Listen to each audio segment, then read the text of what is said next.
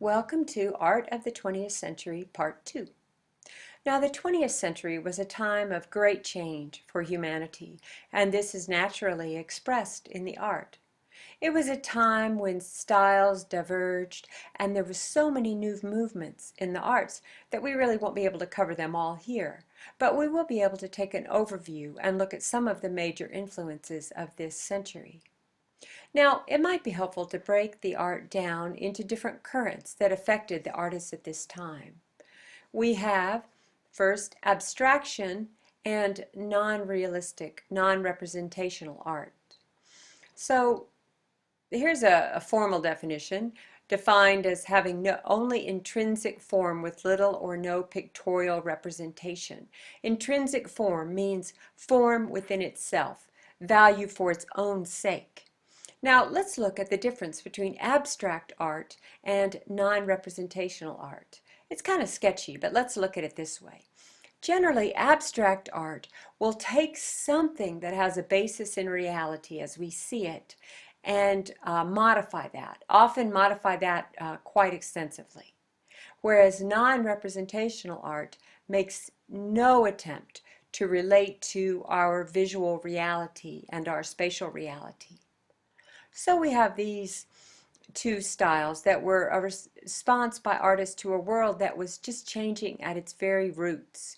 And with abstraction and non-representational art, these artists explored the mind into the nature of reality. And then we have expressionism, which has already come up in the class, and it has to do with emotional content and response. Fantasy and realism deal with the world of the imagination, and realism with presenting the world around us in such precise detail that we see it in a new way. And then we have this larger concept of modernism, which is constantly changing. Now, one interesting note about modernism is now generally modernism is seen to reflect art of the later 20th century. So modernism is sort of old in a way. Okay, there's a paradox. To the left here, we have an image by Jasper Johns in 1955. Now, he was a really interesting guy because he used encaustic, which is, if you remember way back to Roman times, encaustic means art that is painted with melted wax. And then he would have made molds of these faces at the top. So let's look at early abstraction. This guy, I love to talk about him because he was, well, as they say, he was a little out there. Pierre Mondrian. He was a Dutch artist, and he was strongly influenced by the Cubist painters, Picasso and Braque. Let's remember that the people who started Cubism, the school of Cubism, were two guys named Picasso and Braque. Mondrian started an art movement called de style, or the style, and he believed that there were two kinds of beauty: a sensual, emotional, subjective kind, and a sort of a higher, rational, universal beauty, independent of emotional influences. His style can be linked to the Bauhaus school as we think of those clean lines, and he attempted to make a purely rational art. He eliminated any images that represented objects, and he really disliked curves because they have this association with organic life and a sensual appeal. So Mondrian was convinced that nature, with its irregularity, was the source of humanity's distress. So if we could just get everything ordered and rational, everything would be fixed in the world. That was sort of his idea. Now, this artist also avoided going outdoors and lived in a very Spartan apartment. There's stories about him going to restaurants and asked to please not have to look out the window because that would disturb his reality. Another pioneer of modernism in the early part of the 20th century was the Russian artist Vasily Kandinsky. Now, he was enjoying a successful law career, and then he saw the haystacks painted by Claude Monet. He was so moved that he gave up his position as a professor of law and dedicated himself to the study of art. Now, he was strongly influenced by the early expressionists, and he did use a lot of symbolism in his work. He was primarily interested in the sheer force of color and how it impacted the viewer. And he was from this group of Russian abstract artists of the 20th century who made this kind of a strong, linear, geometric style of work. After World War II, the center of the art world moved from Paris to New York, and many of the most influential artists in Europe had fled the Nazi persecution and landed in New York City. There was also a program started in this country during the Depression called the WPA, or the Works Projects Administration. And this was a program that gave money to artists in order to create public works. Many well-known artists got their start in the WPA. Now, I would suggest that you remember this last little bit, because you'll be asked to speak of it probably in the future, the near future.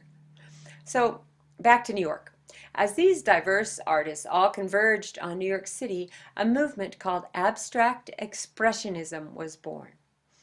This art was influenced by the Expressionists, the emotional art, remember, the Cubists, who distorted reality, and by the Surrealists, who relied on dreams and the unconscious. Also, the Surrealists, who were influenced by the writings of Sigmund Freud. Now, these abstract expressionists were also influenced by technology, by Zen Buddhism, and all sorts of other things that were active at this lively time in the arts in New York City.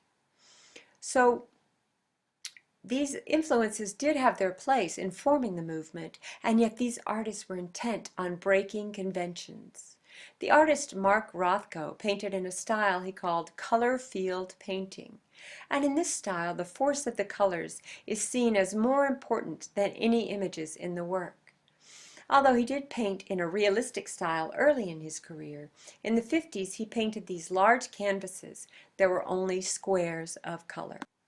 In sculpture, one of the most influential artists of the 20th century was the artist Henry Moore.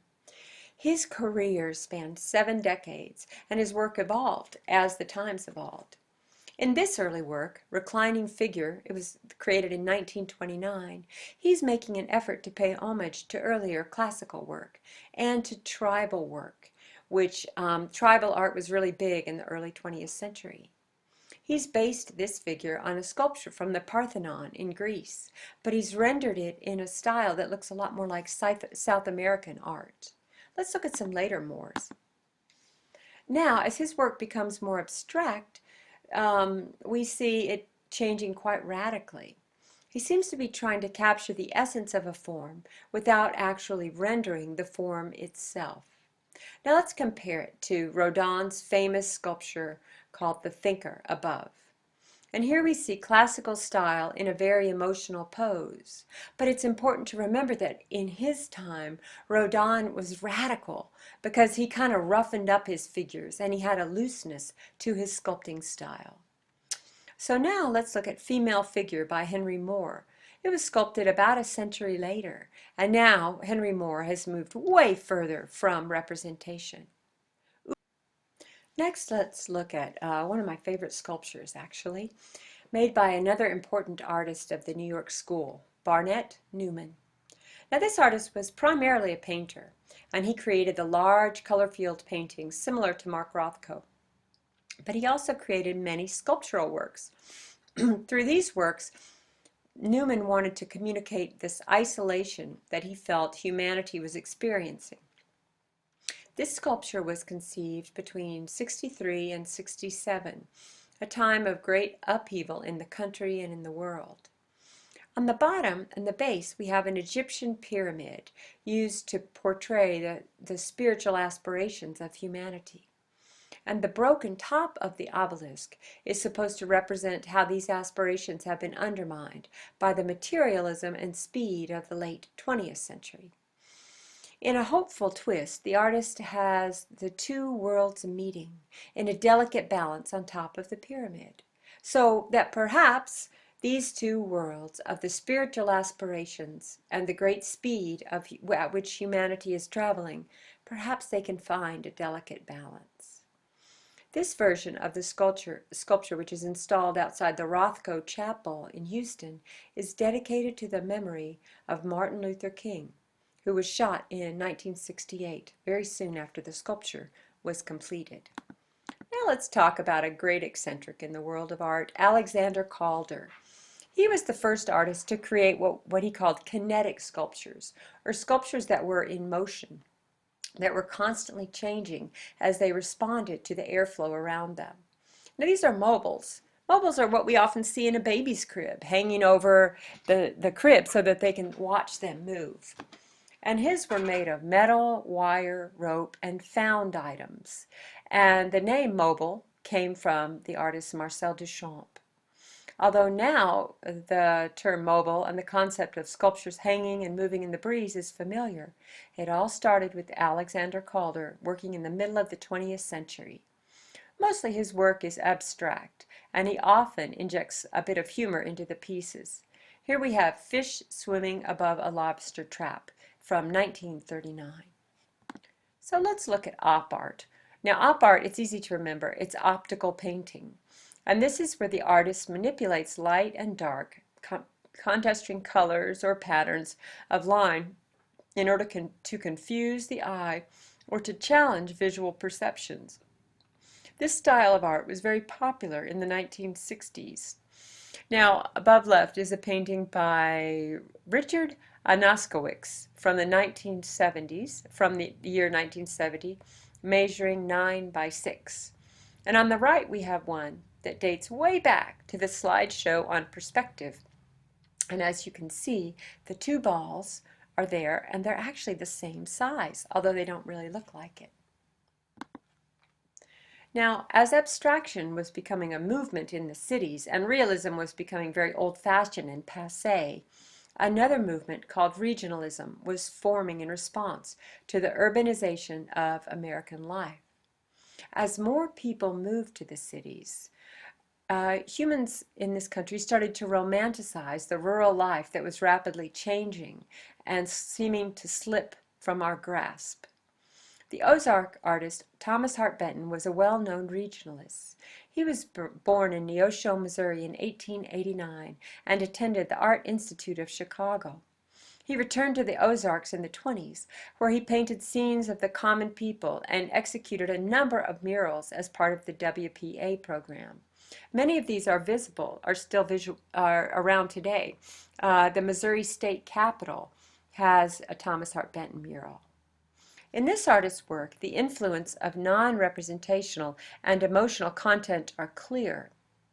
Now, eventually, Benton did teach at the Kansas City Art Institute, where he had many famous pupils. But you know what? He had to leave because he was against World War II.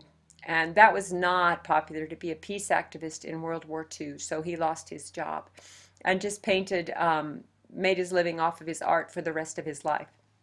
I'll say also, the Thomas Hart Benton home in Kansas City is a wonderful place to visit, and he has many works at the Nelson Atkins Museum of Art. I've studied this artist's style of composition.